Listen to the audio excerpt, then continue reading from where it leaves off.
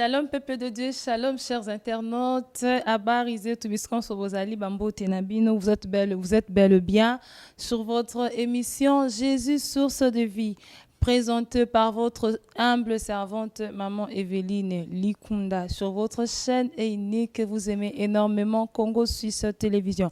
Alors restez branchés, abonnez-vous, aimez et commentez notre page, vous ne serez pas dessus.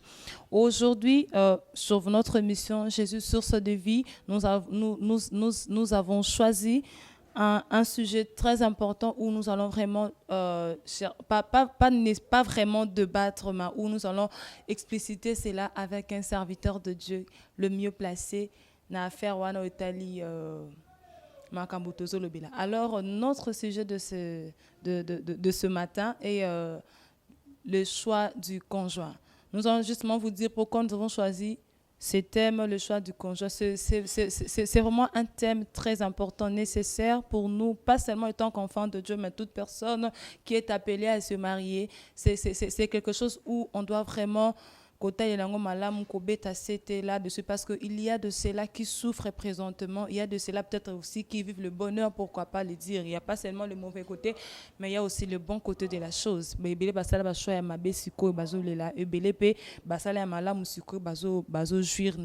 Alors aujourd'hui, il y a un homme qui est mieux placé à Namakambouana, qui va vraiment d'expliciter à côté vraiment Muzindo en ce qui concerne le choix du conjoint. Vous allez tout à l'heure le découvrir. Bonjour, homme de Dieu. Bonjour, maman Evelyne. La santé, ça va? Oui, la grâce de Dieu nous maintient, on ne se plaint pas, ça va très bien. Ce matin, je vois vraiment en forme. Alors, vous allez justement vous présenter, vu que moi, je vous connais déjà et l'équipe technique vous connaît. J'aimerais que ceux qui nous suivent de partout, ici comme Blanche Azazo Mituna Wananani, ici comme Nani Martine la chinoise au taille, ici quand on a fait ça des jambes Azazo Mituna mais Wananani, maman Evelyne a un bel biso balingi vraiment bayo, Nani Ozali, peut sa biso adresse nayo. Je suis le gracieux Kalonji Mulongeshi pour les intimes. Je suis pasteur à l'église Rehoboth Church, située au numéro 6, l'avenue Kiimbi, juste à Lemba Terminus. C'est là que nous servons le Seigneur au pied de l'évangéliste du sabbat, Eric Moutoudi, qui est notre père spirituel. Ok, merci. Sinon, vous savez déjà notre sujet du jour qui est le choix du conjoint. Et merci déjà d'avoir répondu à notre invitation. Cela prouve de la considération envers nous. Je dis vraiment merci. Toute l'équipe congolaise vous dit merci. Alors, papa, toi qui es Malombango, vous allez une première question déjà vous revient. Comment faire le choix du conjoint ou de la conjointe? Déjà, je voudrais déjà commencer par dire que c'est un sujet important, c'est un sujet très important. Pourquoi? Parce que après que l'on ait choisi notre destination finale, c'est-à-dire après que l'on ait cru en Seigneur Jésus pour aller au ciel, le choix le plus important après cela, c'est le choix de celui ou de celle qui sera votre épouse ou votre époux. Et c'est comme ça qu'il faut vraiment le prendre avec le plus grand sérieux possible. Et c'est comme ça qu'il faut vraiment s'asseoir, réfléchir, parce qu'il y a beaucoup de pièges dans ce domaine. Il y a 2 domaines dans la vie sur lesquels il faut s'asseoir et très bien réfléchir. C'est quand il faut voyager ou quand il faut choisir son époux ou son épouse. C'est des sujets importants. Comment il faut choisir son épouse? C'est, à cette question, je dirais, il faut le choisir premièrement dans le Seigneur. Dans le Seigneur, pourquoi? Parce que nous sommes enfants de Dieu d'abord.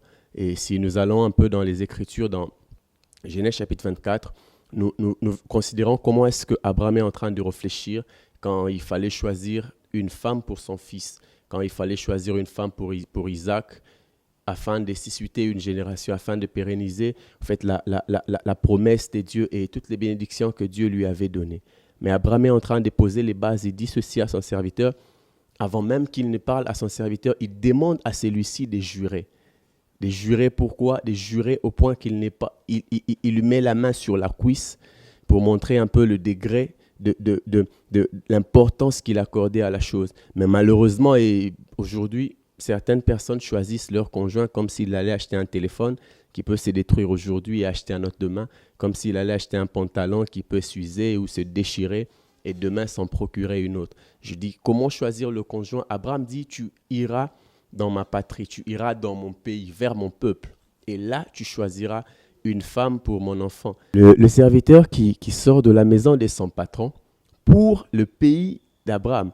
Et s'il faut contextualiser ou le mettre dans notre temps aujourd'hui, notre pays, c'est l'Église, en fait, en Christ. C'est-à-dire, s'il faut dire comment il faut choisir son conjoint, je répondrai à cette question calmement et simplement. Parce qu'il faut d'abord choisir le lieu, parce que le lieu est important, parce que c'est le lieu qui définit notre caractère, notre façon de voir, notre façon de nous comporter. Il faudrait que la femme soit issue de notre pays, issue de notre peuple, avec qui nous avons les mêmes origines et nous sommes chrétiens. S'il faut choisir, il faut aller dans le Seigneur et là, trouver une épouse ou là, trouver une femme qui pourra par la suite être votre bonheur, votre joie, votre héritage et tout ce que Dieu a de meilleur pour vous afin de le partager ensemble. Pasteur, quand vous parlez du lieu de l'origine, vous faites allusion à quoi? En fait, quand je parle du lieu, quand je parle de l'origine, je suis en train de parler de ce cadre-là dans lequel nous sommes, parce que nous sommes enfants de Dieu. Hein? Je suis vraiment, s'il faudrait parler ici, parce que c'est une émission chrétienne, je parle à des enfants de Dieu, à des personnes nées de nouveau, à des personnes qui ont des promesses de Dieu. Et j'insiste sur le fait qu'il faut vraiment s'asseoir et le prendre avec le plus grand sérieux possible, parce que notre avenir, notre destinée dépend de ce choix.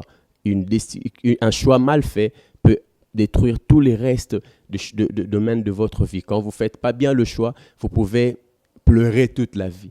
J'ai l'habitude de dire que si un monsieur ou une femme épouse un enfant du diable, c'est-à-dire qu'il aura pour beau-père le diable lui-même.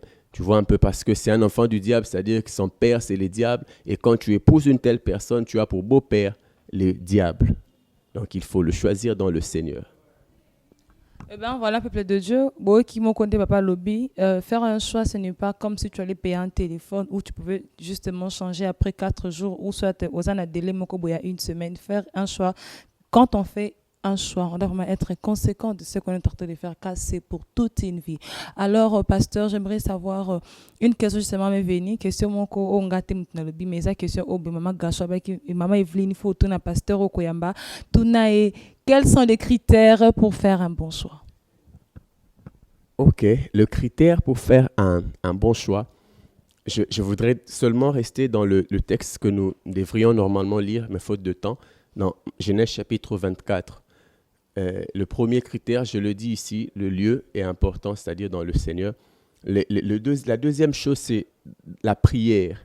Vous voyez, quand le serviteur le plus ancien sort de la maison de son père, de son maître Abraham, il fait une prière à Dieu. Vous voyez, le choix devient compliqué quand on a déjà 3-4 candidats devant soi et on ne sait peut-être pas qui choisir. Et là, on commence à juger par rapport à l'extérieur, on commence à juger par rapport à son français, on juge par rapport à ses poches et à tout ça. Donc, quand on n'a pas encore vu, la Bible dit, il n'avait pas encore vu une seule fille. Il n'avait pas encore rencontré une seule fille. Il s'est présenté, il a adressé la prière à Dieu. Et il a prié, et le Seigneur qui entend la prière, le Seigneur qui fait concourir toutes choses pour le bien de ceux qui l'aiment, a fait que la femme se présente. Mais il y a une deuxième chose, il n'est pas allé chercher la femme n'importe où. Il est allé chercher la femme près d'un puits. Le puits, c'est l'image de la parole de Dieu. Le puits, c'est l'image aujourd'hui du caractère, de l'intérieur de l'homme. C'est que l'homme est, parce qu'il n'est pas intéressant que d'épouser une femme seulement à cause de ses formes ou d'épouser un homme seulement à cause de ses poches. Parce que les poches et les formes sont des choses qui peuvent changer. Demain, ça peut changer. Beaucoup de choses changent avec le temps. Et il va auprès du puits pour voir les caractères. Parce que j'ai l'habitude de dire que la bonté est plus préférable que la beauté. Et ça, ce sont les critères importants parce qu'il y a deux choses qui se passent dans les critères. Il y a les critères qu'on dit les critères négociables et les critères qu'on dit non négociables. C'est-à-dire les critères négociables, c'est la taille de quelqu'un, le teint d'une personne. Ça peut changer. Aujourd'hui, on a des produits éclaircissants. C'est la forme. Ça peut changer. Il y a beaucoup de choses qui changent avec les naissances, les accouchements. La femme qui était mince peut devenir grasse demain et l'homme qui était mince peut devenir gros. Et si tu avais basé ton choix sur le fait qu'il était mince, tu appréciais au fait cette taille, le jour où il devient gros, tu fais quoi? Tu changes un autre. Non, mais il y a des critères qui sont non négociables. C'est comme j'étais en train de dire tantôt ici, que tu ne peux pas épouser un païen. Tu ne peux pas épouser un non-chrétien si tu es chrétienne. Et tu ne peux pas épouser quelqu'un avec qui vous n'avez pas... La Bible dit, deux personnes ne peuvent jamais marcher ensemble s'ils ne se sont pas mis d'accord. C'est-à-dire que la conversion avant, le mariage après. Tu ne vas pas dire que je veux le changer, parce que tous ceux qui ont dit ça, pour la plupart des cas, les gens n'ont pas changé. Il te dira peut-être, je vais arrêter de fumer, fais-moi confiance. Mais tu t'engages, tu te maries, et je trouve que les messieurs continuent à faire ce qu'il était en train de faire. Vous voyez, c'est au fait ça l'important, c'est qu'il faut d'abord que la personne soit chrétienne, soit en Christ, et après quoi, vous pouvez penser le mariage. Parce que vous aurez là une même façon de voir les choses, une même philosophie, une même logique. Quand il y aura un problème, vous allez tous recourir sur une même solution. Vous allez trouver le Seigneur, vous allez trouver Dieu. Et quand tu épouses quelqu'un qui n'est peut-être pas dans la même foi que toi, dans la même compréhension de choses que toi, quand vous avez un problème, c'est que l'un va prier Dieu, l'autre va prier je ne sais où. Vous voyez un peu qu'il y a déjà un problème. Si vous lisez dans Genèse chapitre 25, vous réaliserez l'importance de faire le choix dans le Seigneur. La Bible dit, Rebecca n'avait pas d'enfant. Rebecca était stérile. Et vous savez, quand tu lis la Bible, parfois tu as l'impression qu'un verset, un chapitre, au chapitre 24, Isaac a 40 ans. Au chapitre 25, Isaac a 60 ans. Et ça fait 20 ans qu'il avait son épouse. Sa femme n'avait pas d'enfant. Vous voyez un peu l'importance de bien choisir une femme. Ce couple est resté soudé malgré le fait qu'il y avait une circonstance difficile. Pourquoi? Parce qu'ils avaient les mêmes origines. Et la Bible dit, Isaac implora l'Éternel à cause de sa femme. Isaac a prié pour sa femme. Il n'est pas allé consulter un féticheur, il n'est pas allé consulter un marabout, parce que les deux avaient une même vision, une même origine et une même façon de voir les choses. C'est comme ça que je répondrai, d'abord la conversion et le mariage peut suivre après. Oui. Ok, voilà. J'espère que vous avez vraiment bien saisi ce que le pasteur vient justement de dire par rapport au choix. D'abord le changement, vient la conversion après, car il y a de ces frères et sœurs qui disent j'ai changé. À l'endroit de l'église, 6 mois, bozo kendenaï. Or, à la fin, c'est toi qui souffres. Pourquoi? Parce que tu étais pressé à la c'est ça, non? Oui. Voilà. Vraiment, voilà. C'est vraiment ça. Sinon, il y a un frère qui s'appelle Brilens. Brilens m'a dit... quand tu vas recevoir ce pasteur, pose-lui cette question. Qui peut faire un choix et comment on peut le faire? Qui peut faire un choix et comment on peut le faire? Qui peut faire un choix? C'est toute personne mature, toute personne, parce que le mot mariage, c'est le mélange des deux mots. Mariage signifie marié et âge. Ça fait le deux, ce qui forme le mot mariage. C'est la combinaison de ces deux mots. Et le âge qu'il y a à côté n'a pas trait à l'âge chronologique, 20, 22, 23 ans. Mais le âge qu'il y a à côté a plus trait à la maturité de la personne. Parce qu'il y a des hommes que je peux accepter qu'Abal en a 24 ans, mais il y a d'autres que je veux demander d'attendre 45 ans. Parce que n'étant pas mature. Ouais, ce n'est pas question qu'il ait un certain âge. Il faudrait que la personne ait quelque chose dans la tête. C'est comme ça que la Bible dit, c'est comme ça l'homme quittera. On parle de l'homme qui doit quitter. L'homme qui doit quitter, c'est un homme qui a une certaine dose de responsabilité, une compréhension du mariage et beaucoup de choses mises ensemble. Comment le faire? Le comment, c'est ce que je suis en train de dire depuis le début. Il faudrait prier le Seigneur. Et le Seigneur va déposer une conviction dans votre tête, dans votre esprit, et Dieu va vous orienter vers la bonne personne. Et Dieu va vous conduire vers la bonne personne. Parce que Dieu contrôle tout ce qui se passe sur cette terre. Il n'y a aucun domaine de la vie où tu peux dire, comme certains disent, que depuis que Adam a dit à Dieu, voici, c'est la femme que tu m'as donnée qui a fait que je me retrouve dans cette situation.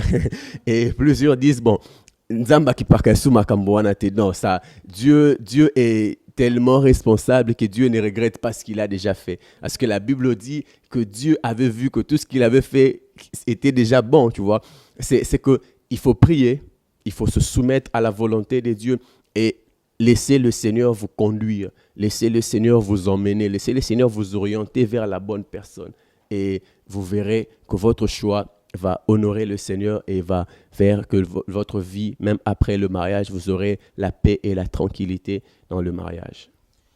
Pasteur, que diriez-vous de ces parents qui choisissent pour leurs enfants la mariée ou le marié? Bon, dans le cas que nous venons de lire ici dans Genèse, c'est pas Isaac qui a choisi sa femme, c'est le père qui a demandé que l'on aille choisir une femme pour lui. Pasteur, là en fait Isaac, c'est Isaac qui a demandé ce qu'on puisse choisir pour son enfant. C'était Isaac, hein? Abraham A envoyé, ok, voilà pour Isaac. Vous savez, il y a de ces parents qui visent l'intérêt. C'est comme ça que je dis. J'étais en train de dire ceci. Nous sommes dans un temps un peu très compliqué. Nous sommes dans, vous savez, on dit autre temps, autre mœurs. C'est-à-dire que les temps anciens ne sont pas comparés à notre temps aujourd'hui. Il y a beaucoup de choses qui ont changé avec le temps. Il y a beaucoup de choses. Donc, je crois que choisir pour son enfant une épouse ne serait pas mal dans le cas où les parents sont des chrétiens qui ont un esprit très ouverts dans les choses de Dieu et qui comprennent l'avenir et la destinée de leur fils. Ils se disent, bon, nous avons une fille et le Seigneur peut permettre à ce qu'ils s'en mettent ensemble et qu'ils avancent. Mais s'il y a des idées mesquines derrière, là, ça devient compliqué ou qu'on engage, qu'on prenne cette fille parce que demain, parce que non. Ça, il y a un problème. Mais si c'est parce que la fille a une bonne éducation, parce que la fille a une bonne moralité, ça, je ne trouve aucun problème jusque-là. Mais s'il y a d'autres idées derrière la tête, c'est là qu'il y a un peu des choses à redire dedans. Sinon, pasteur, quelle est la part de Dieu dans le choix? La part de Dieu dans le choix, c'est que, d'abord, la Bible est claire. Vous savez, ça, il faut que l'on se le dise. Dieu nous a créés. Dieu n'a pas créé des robots sur cette terre. Dieu a créé des hommes. Et notre relation, notre rapport avec Dieu se passe par une chose. C'est que l'on appelle le libre arbitre, la volonté. C'est-à-dire, c'est comme ça que tu entendras si souvent Dieu dire « si tu obéis, si tu obéis, si tu obéis ». En fait, Dieu ne t'impose pas une chose. Dieu ne te dit pas « tu feras ceci ». Non, il te propose la chose. La part de Dieu dans le choix du conjoint, c'est que nous avons tout ce que nous voulons de bien, nous le retrouvons auprès de Dieu. La Bible dit dans Proverbes chapitre 19, je crois, il dit « Vous pouvez hériter de vos pères une maison, des richesses, mais une bonne femme est un don de Dieu. » C'est-à-dire, pour trouver une bonne femme, comme la Bible dit que c'est lui qui trouve une bonne femme. C'est lui qui trouve, c'est le résultat de quelque chose avant. Avant de trouver, il faut chercher. Et alors, pour chercher, il faut chercher dans la volonté de Dieu. Pour chercher, il faut chercher avec la pensée de Dieu. Et quand vous cherchez, vous trouverez la bonne personne. Donc, la part de Dieu dans le choix du conjoint, c'est que Dieu est là pour nous orienter vers la bonne personne. La Bible dit dans le cas de Genèse que les serviteurs n'avaient pas encore fini de prier, que Dieu avait déjà envoyer une femme. Vous voyez un peu, quand on se soumet à Dieu, la Bible dit soumettez-vous donc à Dieu. Quand tu te soumets à Dieu dans la prière, dans l'attente d'une bonne épouse, Dieu va le disposer et va l'emmener vers toi. En fait, c'est comme ça que ça se passe. Pasteur, justement, j'avais une question à vous poser. Et si que je m'ai appelé, c'est les gens beauté, Claire Dikunda, m'avait demandé de vous poser une question. Pour des églises qui disent que non, on ne peut pas passer au copinage. Copinerie, comme dit. Copinage, voilà, comme je l'ai dit. Hein, qu'on ne peut pas passer par cette étape. C'est à adopter ou soit on doit vraiment le lancer là et dire que non, c'est faux. Ok. Bon, je ne suis vraiment pas, je n'ai jamais entendu ça d'une église personnellement, mais je crois que c'est un temps très compliqué. Vous savez, nous sommes dans une génération où il y a tout, il y a beaucoup de choses, il y a beaucoup. Vous savez, je vais vous faire rire un peu. Un bien-aimé frère dans une église a entendu le berger de l'église enseigner disant que 7 fois le juste tombera et 7 fois le Seigneur le relèvera. Et le frère était en copinage avec une sœur du ministère. Le frère dit à la sœur, bon, tu vois, le berger a dit on peut tomber 7 fois. et on peut se relever 7 fois. Vous voyez un peu, on peut tomber. Ils sont tombés 1 fois, 2 fois, jusqu'à la 7e fois et ils ont dépassé jusqu'à atteindre, je crois, 9 fois comme ça. Et la sœur qui s'est ressaisie dit, mais on avait dit l'autre fois 7, mais nous sommes à 9 et les 2 autres, qui va s'en occuper? Vous savez, pour un peu mettre un peu de l'ordre, un peu d'équilibre, c'est comme ça que parfois on n'accepte pas certaines choses et on veut que l'Église ait un regard sur ce que vous êtes en train de faire. Si c'est un frère sérieux qui veut s'engager avec une sœur, qu'il aille voir les bergers, qu'il aille voir les responsables. Comme ça, les responsables pourront prier et avoir la conviction nécessaire que c'est bien et il va vous encadrer. Mais pourquoi est-ce que vous vous cachez alors? Si c'est que c'est pour aboutir au mariage, pourquoi se cacher? Si ces frères-là qui disent que l'Église n'aime pas le copinage, je crois que ce sont les frères qui aiment le noir, qui aiment se cacher. Je crois que c'est dans ce lot-là qu'ils se retrouvent. N'importe, je te salue, je salue toute l'équipe. Bino votre église, ministre Siré, Manapesi Binombote, Mire de Rang, pardon, Skabosa, Napesi Binombote. Alors, j'ai une sœur qui s'appelle Feza Monica Asege, Napesi Mbote Seke Zwamio, qui m'a demandé qui m'a posé cette question une fois. Est-ce qu'on peut se marier par prophétie? Vous êtes un pasteur. Je crois que vous avez la parole de conseil par prophétie. Beta Marapé. Est-ce que déjà, est-ce qu'on peut se marier par prophétie? Parce que il y a beaucoup de gens qui se marient par prophétie. Cette question revient de temps en temps et c'est une question très pertinente. Je dis ceci, ce sont des cas très isolés. Je ne dis pas que ça n'existe pas, mais je dis que ce sont des cas très, très, très isolés où Dieu te dit clairement que la femme que tu vas épouser habite YOLO sur telle avenue, telle avenue, telle avenue. Ça, c'est Dieu. Dieu peut le faire quand il veut. Mais il se passe beaucoup de choses dans ce domaine-là. Et dans ma petite expérience, je me suis rendu compte que les frères ou les sœurs qui soutiennent cette théorie, généralement, c'est des gens qui sont déjà à un certain niveau. Ce n'est pas un frère qui habite Makala que le Seigneur va te montrer. Pourquoi est-ce que Dieu ne te montrera pas un frère qui habite Bumbu, un peu dans le fin fond là, avec qui tu vas te marier et commencer à monter? Vous voyez un peu, je connais personnellement un frère qui m'avait dit il y a beaucoup d'années passées que Dieu m'a dit que ma femme c'est telle personne. La sœur, j'ai vu dernièrement sur les réseaux sociaux, la sœur s'est mariée. Bon, est-ce que c'est Dieu qui a menti? Est-ce que c'est lui qui s'est trompé? Moi, je crois qu'il faut être parfois sérieux, s'asseoir et quand tu aimes une personne, assume. Dis à la sœur, ma sœur, je t'aime. Je t'aime, au lieu de passer par Dieu et puis, à la fin, ça n'aboutit. J'ai connu beaucoup de gens qui, jusqu'aujourd'hui, oh Dieu m'a dit que le frère tel, c'est mon homme. Est-ce que c'est Dieu qui a réellement parlé ou c'est l'homme qui a peut-être manqué le courage d'affronter la femme?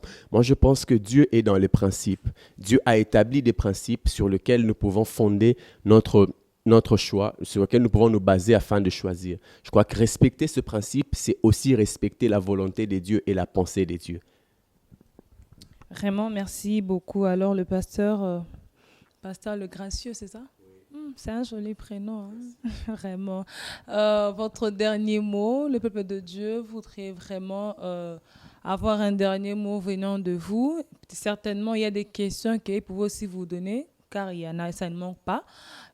Si possible, de nous passer votre numéro de téléphone, votre adresse complète, où on peut vous appeler, où on peut vous joindre, où on peut vous atteindre pour qu'on puisse avoir plus de précisions par rapport aux réponses. Merci. S'il faudrait dire un mot de la fin, c'est que je veux que les gens se marient, mais que les gens se marient bien. C'est le plus important pour une société bénie, pour des églises aussi stables. Si je suis le gracieux Kalanji de l'église Rehoboth, comme je le disais, mon numéro de contact, c'est le plus 243 81 97 63 121. Plus 243 81 97 63 121. Je culte à l'église chaque lundi et jeudi et c'est chaque lundi et jeudi que nous recevons. Nous sommes là à partir de 15h et les cultes commencent à 17h. Je salue ici mon pasteur, l'évangéliste Eric du Sabbat. Je salue ma chérie Inès Massengou Menora. Je te salue et big kiss à toi. Je salue toute la communauté Rehoboth Church et tous les amis et frères. Que la paix et la grâce du Seigneur soient avec nous. Merci. Vraiment, merci beaucoup, pasteur, d'avoir encore une fois de plus répondu à notre invitation et d'avoir éclairci certains points au peuple de Dieu, aux fans de Congo Suisse Télévision qui vraiment s'attendaient à ça. Vraiment, merci pour votre générosité. Alors, je dis merci à toute mon équipe technique. Je dis merci à Grace Matelo. Je dis merci à Gachou. Je dis merci à Maman Annie et un joyeux anniversaire à toi. Je dis merci à Joyce. Merci à toi, Christian Bote, Seka et Joami Bino. Je dis, je salue les couples ma photo. Hein, je vous salue, ma nouveau marié, comme je vous salue, de gros bisous à vous. Je salue papa David merci qu'on a appelé ce bambote, gros bisous. Moi, na yo Eveline, na monara, ba bra na yo comme marié salanzamba osunga. Je salue le couple Kopidou na snapesi mbote na grande sœur nanga Jeanne bambote sike zwa mena mobali na yo na pesi yo mbote mingi.